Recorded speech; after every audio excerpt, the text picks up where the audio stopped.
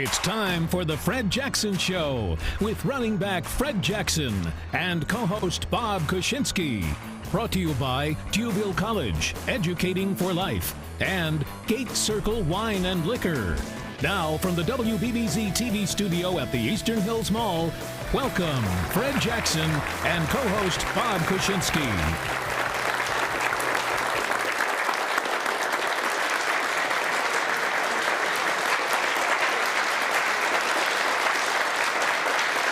And good evening, ladies and gentlemen. Welcome to the Fred Jackson Show. Another great crowd. Of course, the star of the show tonight, ladies and gentlemen, Mr. Fred Jackson.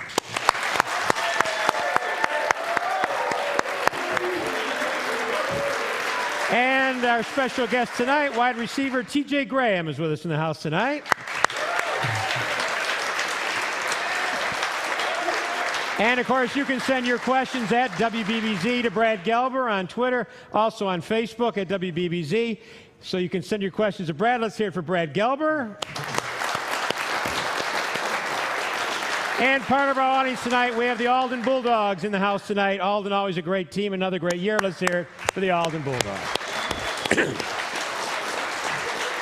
So, Fred, you had the bye week, and during the bye week, I guess we can announce tonight that the new fight song for the Buffalo Bills will not be the shout song. It will be Living on a Prayer, apparently.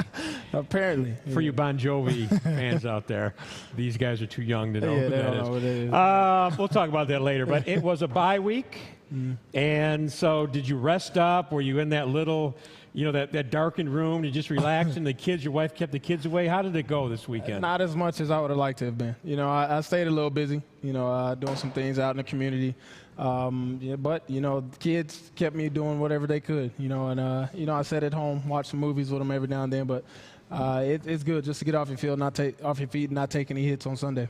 And you said we were just before the show. You said it's your daughter's birthday today. Yep, tonight's her birthday, today is her birthday. And I came home today, and my wife and my mother-in-law go all out, and I went to my basement, and it was Cinderella everywhere. So, big Princess fan, and they went all out for her. It's my wife's birthday today, too. My wife, Mary. So it's her Cinderella? birthday. And she's a princess. She's the Polish princess in my household. Yeah. But no tiaras or anything like that. Now, you were busy. Ron Raku, your agent, kept you busy during the bye week. But tonight, we stopped off. We were on Transit Road at the Quaker Steak and Lube. DJ Jixter from 97 Rock is doing his annual food drive. He's going to be living in that truck until Wednesday morning at 10 a.m., and he had a chance to stop by. We dropped off some turkeys, and he's actually living out of the truck. It's not a gimmick. I mean, there's a Winnebago right next door, but he's living out of the truck, and he brought you inside. And of course, he asked you a couple of questions. What did he ask you about? Well, of course, the hot topic right now is Bon Jovi. So we did talk about Bon Jovi, and also being a part of the food drive is always something to do. So, he just let me know what his living arrangements were, and just asked me a couple of questions about it. And Mike Bellani's there from the food bank. They do a great job, as I said, if you want to drop off your food. Right there on Transit Road in front of the Quaker Steak and Lube.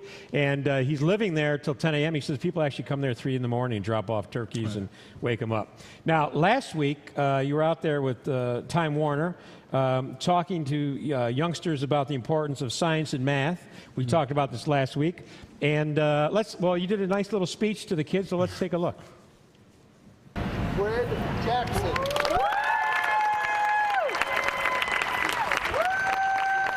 Did you hear them? I didn't hear them. Did you hear? Nah, I didn't. Are you guys excited? Yeah! There we go. I'm excited to get out here too. These guys are going to teach us some tremendous things today. About the science and math and football and some of the things that I have to do as a professional athlete. Looks like we got some fun things that we'll be doing tonight, and I'm excited about it. So you guys ready to get to it? Yeah! And so there's a great group of kids out there, and then after that speech, you got all together for a photo session, and I guess somebody asked them about their favorite team, and the response was surprising. Patriots on 3. 1, 2, 3, Patriots! You should be saying. I don't know. What Patriots are we talking about? Boston! Yeah. Team! Did Fred ever ask why the Patriots? The town of Boston. It's the worst, right? I was just telling him it stung a little bit when they were saying it up there. It really does. Everybody say Patriots on 3. I was like, what? We got to do it for the kids. Yeah. The one play you didn't get a first down, you swore. Yeah, And the I camera swear all the heard it. time. I don't. The camera heard that. We were, me and I him get were told laughing. about it. My mom calls me after the game and says, you got to watch your mouth. And somebody apparently, they had a real brain there, right, Fred? There was a real brain, and I think the best part about it was watching my son's face when he realized that it was real, and it was pretty disgusting. So. And I was told that the doctor there, or the teacher, whatever, explained that it was a real human brain. And one of the youngsters asked if the guy was dead. It would be quite a medical procedure if he wasn't. And Fred running sprints with the youngsters, and of course, your son run along with you. It looked like it was a fun night. It was, always fun to get out and, run around on the field and, touch little kids in any way possible, touch their lives and let them know that, we're human just like they are. We have to learn some of the things that they learned, whether, being part of the STEM project, let them know that there is science and math and football and that we get an opportunity to show. Whoa, wait a minute. Yeah. That's the Hot Shot Challenge. It is. What, do you have your own now? You're practicing on the side? Apparently they wanted me to go do it. I was money at it because I have one here, and they wanted me to show them how it was done. Yeah, so you're warming up for TJ already. You know it. I got to stay ready. All right, Atlanta Falcons in Toronto. Coach Doug Marrone was talking today about, the Bills are now very much in a playoff hunt. But Coach Marrone cautioned today about talking about that a bit too much. Yeah, because you don't want to get too far ahead of yourself. We have a good team coming in this weekend in the Atlanta Falcons.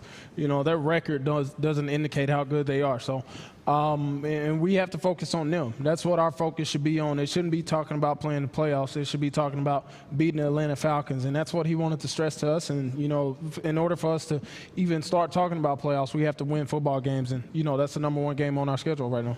So he's cautioning you because he knows, especially this week, there's going to be probably more media with the Toronto game ahead. I'm sure, that's part of it. And the one thing he wants us to know is even with this coverage, the number one thing we need to focus on is going out and beating these guys, taking care of our business. And if we take care of our business and win football games, then we'll have that opportunity to play, in the postseason. One of the other things you talked about, you got a rookie running back on the team who missed a plane to get in. He's getting fined, and he blamed you and CJ. Wow. You didn't hear that? I heard about it, but I thought it was a joke. No, he said that. Yeah. I think he was joking. Yeah. But he brought it up, said you should have cautioned the young man that you got to prepare ahead. Okay, I'm gonna put him on blast. That was the number one thing we said when we were leaving out our room is don't wait for the last flight to try and get back. When you're coming back on Sunday, catch a 9 o'clock in the morning flight. And, he didn't. And, it's all right. His pockets will suffer, and he'll be all right. Okay. Well, I'm sorry to break the news for you there. Hey, we're going to come back. TJ Graham's our special guest, and we'll have him back right here on the Fred Jackson Show after this.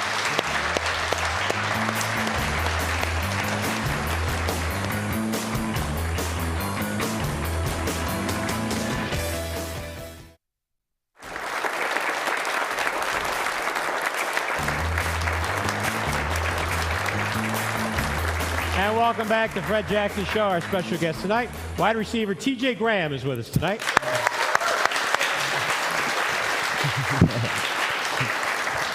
Now, TJ, we've talked about this. You're here for one reason only. That is because for the last 2 weeks, Fred has lost the Hot Shot Challenge to wide receivers. And in the audience tonight, giving you moral support, is wide receiver Marquise Goodwin is standing right there. He knocked off Fred 2 weeks ago.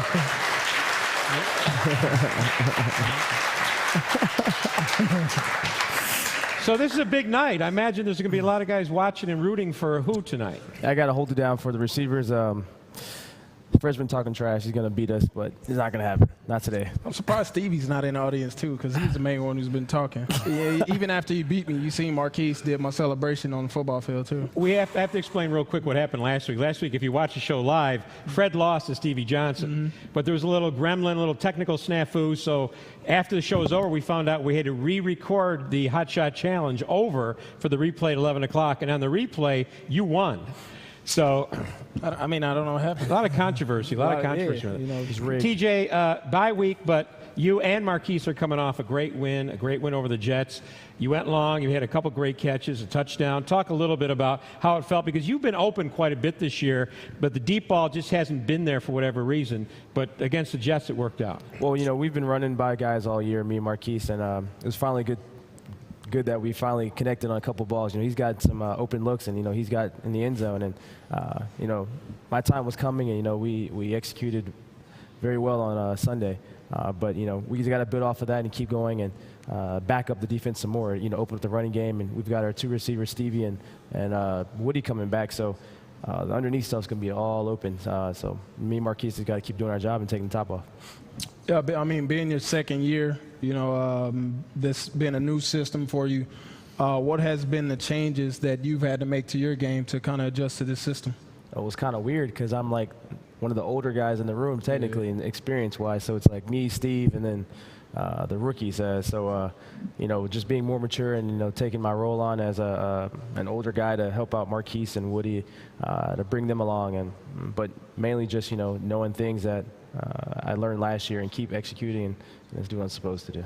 Now, for those who've watched the show, I know they're waiting for me to ask this question because this team's known for having a lot of speed. I've asked some of the other guys. I've asked Marquise. I've asked Fred. Who's the fastest guy on the team? I've asked CJ. TJ, who is the fastest Buffalo Bill? You? Yeah. Okay. I'm not giving it to either one of them. Marquise, we didn't get Marquise's reaction. He's just smiling over there with his Olympic rings on his forearm. And Fred, you said you're going to set up a match race at the end of the season. I'm setting it up, you know, and Marquise has got to come through because we, as you know, the United States, we haven't beat the Jamaicans in a long time, Marquise. So you got to come through for us. He's ready. Okay, Atlanta Falcons in Toronto. This game hasn't been the favorite game for some of the Bills players over the years. It's technically a home game, but it's an hour and a half north from here. You were there last year. What about the feel of this game? What do you expect playing the Falcons in Toronto? Well, as much of it is a home game, it feels like an away game. You know, you travel to a different hotel, different city. But, you know, we've been to Toronto plenty of times. I've been here for 2 years. I've probably been over there about 10 times already. And, you know, it feels more like home. The more I go up there, I don't use the GPS. And, you know, we've got fans that come down here and support us. So, you know, just go up there and give them a good show up there and then have to drive far. It's football, you know. We have to treat it as is. And well, let's see what our fans have to say. Brad Galbert standing by with some questions. What do we have, Brad? Yeah, the first one, I think we probably all know the answer to it, but Shantzman87 said, do you feel like you lose a home game having to play in Toronto or London, even though you guys haven't had to play there? Would you rather be at the Ralph? Well, I mean, obviously, you know, the Ralph is home for us. You know, we play all our home games at the Ralph for a reason. You know, we get a tremendous fan base to come out and support us every time we play there. And yeah, we'd rather play there. But it's an opportunity for us to go play, you know, in Toronto and try and build our fan base, and that's something we relish as well. So, you know, something we want to try is build more fans for us to support us, you know, everywhere throughout the world. You know, and the opportunity to go play in Toronto is helping us do that. Okay, Brad. Yep, this one is from Jim Ruther, and I guess both you guys can answer. What's the biggest difference you've noticed between Coach Marone and Coach Gailey? the age. Age difference. Yeah, you know, to elaborate on that, you know, I think Coach Marone relates to us more. You know, he's kind of a guy that you know, he comes out, he's fun. You know, we don't have to be robots at practice. We can be loose, you know, enjoy ourselves. As long as we're getting our work done, you know, he allows us to do that. You know, and with Coach Gailey, it wasn't that way. You know, we were supposed to go out, get our work done, and, you know, be all about business while we're out on the practice field. Mm-hmm. This one is from Chai Burglar, and again, it's referencing Toronto. They want to know what extra prep do you have to do to play in Canada? Passports, work visas, tax forms, etc. And he'll see you in Toronto, so I guess he'll be there. No, we've actually, a lot of guys don't have their passports when they first come onto the team. So one of the first things you do when you are part of the team, you become a part of the team, they ask you about your travel documents, so you go get that, and, you know, it's all prepared way in advance. We get on a bus, they get on the bus, check us out, have all our passports. Other than that, it's not too much, just, you know. Yeah, you know, even when we used to play there in the preseason, you know, everybody that was a part of the team, they would get a passport for them, just in case, you know, they were here when we went and played in Toronto. So, you know, they do everything that they can to make it as smooth as possible going up there. Okay, last one, Brad. Yeah, this is referencing kind of the close games throughout the NFL this week. It's from Sasha B. Easy, and it's with one tie and almost another yesterday. How do you both feel about overtime in the NFL and ties in general? Good question. Well, I mean, when you compete that long, you don't want to settle with a tie. You know, I could probably speak for everybody in here. But at the same time, you know, by the time the game is over with, you know, you're exhausted and you can't imagine playing another quarter. But, you know, to finish a game in a tie is not something that we like to be a part of, you know, nor do we want to be a part of. You know, I think TJ probably feels the same way. Yeah, well, if we're going to play the game and we're not winning, you know, a tie is the next best thing. And, you know, when we finish the fourth quarter, our bodies are beat up. And going on to overtime, and if we had kept going and going and going, you know, we'll go into the next week. So, you know, it's looking out for the health of us as players, and you know, it's helping us out. Okay, I hope your arm is warmed up, TJ, because the Hot Shot Challenge is next. Fred, are you ready? I am. Okay, come back. Fred Jackson Show Hot Shot Challenge right after this.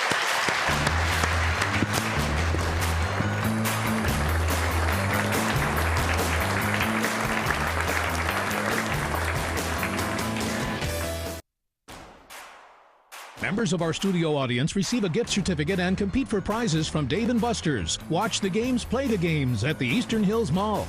And Poster Art, Buffalo's only poster and t-shirt gift gallery, featuring the Fred X t-shirt, also at the Eastern Hills Mall.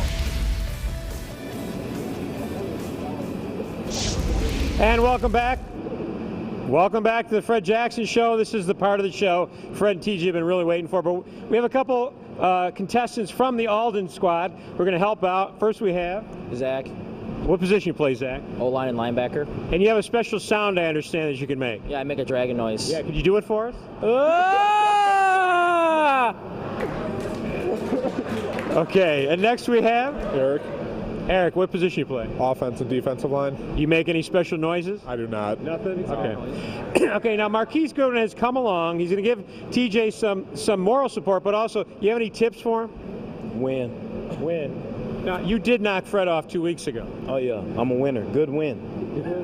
See, I like that. All right. So, first, you're up first, and you're going to play with TJ. So, you get the first toss, Mr. Dragon. Ready? Here we go.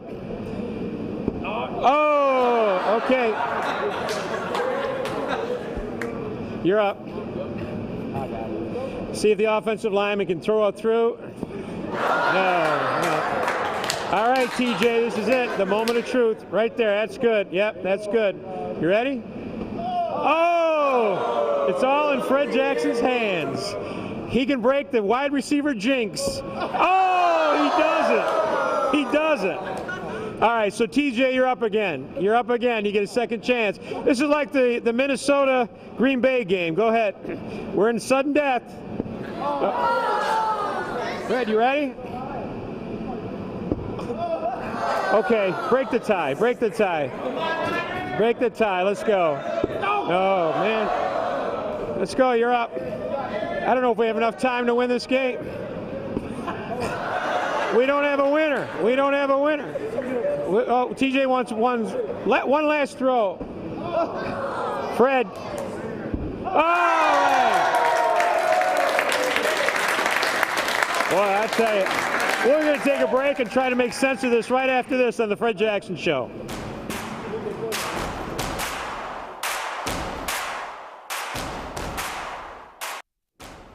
If you'd like to be in our audience for the Fred Jackson Show, just go to WBBZ-TV, click on tickets, and you can make your reservation to be part of our great audience for the weekly show live Monday nights, 7:30. TJ, I got a feeling you may take a little bit of teasing come Wednesday when you go ahead, or actually practice on Tuesday this week. Well, Fred's going to take me to dinner because he said if I lost to him, he's going to take me to dinner. So. Oh, really? Mm-hmm. Oh, maybe he had some motivation. That never happened. No. It's all blasphemous. Now, it was an ugly performance. I can't, take, any solace in it. I can't be happy about that performance I just put on there. triple sudden death overtime. Yeah. Okay, Atlanta Falcons in Toronto. What should we expect from the Buffalo Bills? A good game. You know, we got to come out, you know, try and build off the game that we had going into the bye week, and, you know, hopefully we can continue to put up, you know, numbers like we did. Okay, let's hear it for TJ Graham, Fred Jackson. That's going to be the show. We'll be back next week. Don't forget All Sports West New York tomorrow night, 7:30. My special guest, Bob McEwen from Niagara County Community College. Until then, this is Bob Kuczynski saying have yourself a good night and a much better tomorrow.